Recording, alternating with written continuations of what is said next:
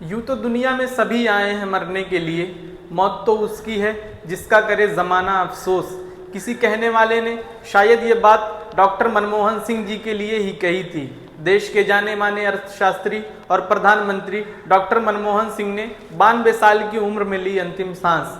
Doctor साहब भारत के वित्त मंत्री समेत अन्य कई पदों पर रहते हुए इस भारत देश की सेवा की थी और ये देश के फाइनेंस मिनिस्टर के पद पर रहते हुए कर्ज में डूबे भारत देश को एक बार फिर से आर्थिक रूप से उठने का मौका दिया और भारत देश को ऐसी तमाम बड़ी बड़ी कंपनियां दी जो आज तक भारत देश को आर्थिक रूप से मदद प्रदान करती हैं।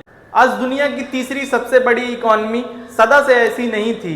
90 के दशक में भारत की अर्थव्यवस्था तो पूरी तरह से त्रस्त और इसकी कमर टूट चुकी थी और देश के चारों तरफ हाहाकार और बेरोजगारी का मंजर था। लोगों को समझ ही नहीं आता कि क्या किया जाए, आखिर ऐसा क्या किया जाए जिससे भारत देश एक बार फिर से आर्थिक रूप से मजबूत हो सके। ऐसे में केंद्र में कांग्रेस पार्टी की सरकार थी और पीवी नरसिम्हा राव देश के प्रधानमंत्री थे और वित्त मंत्री का जो कारभार था वो डॉक्टर साहब ही संभाल रहे थे। डॉक्टर साहब उस वक्त वित्त मंत्री के पद पर रहते हुए बहुत बड़े बड़े फैसले किए थे जिसके बाद देश को आर्थिक रूप से मजबूती मिली। लाइसेंसी राज का खात्मा, अमेरिका के साथ न्यूक्लियर डील और ऐसे तमाम कई आर्थिक फैसले हैं जो डॉक्टर साहब ने उस वक्त देश की अर्थव्यवस्था को पटरी पर लाने के लिए लिया था और ऐसा ही हुआ कि डॉक्टर साहब के इन तमाम फैसलों के बाद भारत देश को एक बार फिर से आर्थिक मजबूती मिली और भारत देश आज दुनिया का तीसरा सबसे लार्जेस्ट इकॉनमी है। उनके द्वारा लिए गए तमाम आर्थिक फैसले और किस तरीके से उन्होंने भारत की डूबती नैया को एक बार फिर से किनारे तक लाया था और आज भारत देश दुनिया का तीसरा सबसे लार्जेस्ट इकॉनमी है।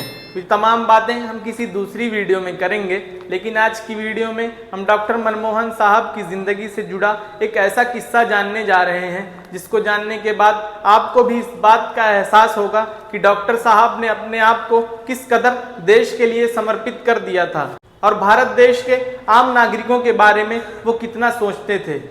उत्तर प्रदेश की योगी आदित्यनाथ सरकार में मंत्री असीम अरुण ने डॉक्टर साहब की मृत्यु के बाद उन्हें खिराज अकीदत पेश करते हुए सोशल मीडिया एक्स पर लिखा कि 2004 से करीब 3 सालों तक मैं डॉक्टर मनमोहन साहब का बॉडीगार्ड रहा। एसपीजी में पीएम की सुरक्षा का सबसे अंदरूनी घेरा होता है। क्लोज प्रोटेक्शन जिसका नेतृत्व करने का मुझे अवसर मिला था, ऐसे में उनके साथ उनकी परछाई की तरह साथ रहने की जिम्मेदारी मेरी थी।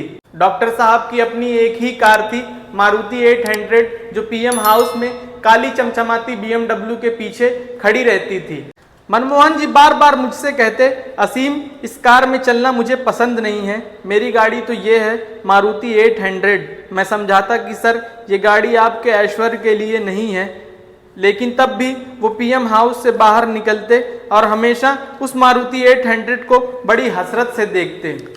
असीम आगे अपनी पोस्ट में लिखते हैं जैसे वो अपने संकल्प को दोहरा रहे हों कि मैं तो एक मिडिल क्लास आदमी हूँ और मिडिल क्लास लोगों के बारे में सोचना मेरा फर्ज है या फिर मेरी जिम्मेदारी है। लाखों और करोड़ों की गाड़ियाँ तो प्रधानमंत्री की होती हैं, मेरी गाड़ी तो मारुति 800 है। डॉक्टर मनमोहन साहब की जिंदगी से जुड़े ऐसे तमाम किस्से आपको भारत के इतिहास में देखने, पढ़ने और सुनने को मिल जाएंगे जो आपको इस बात का एहसास दिलाएंगे कि उन्होंने किस कदर अपने आप को देश की राह में समर्पित कर दिया था और देश के आम नागरिकों के बारे में उन्हें कितना ख्याल होता था। ये मनमोहन साहब ही थे जिनकी लीडरशिप में भारत देश एक के बाद एक तरक्की की सीढ़ियों को चढ़ता गया और भारत देश आज कहाँ है वो सब आपकी नजरें देख रही है।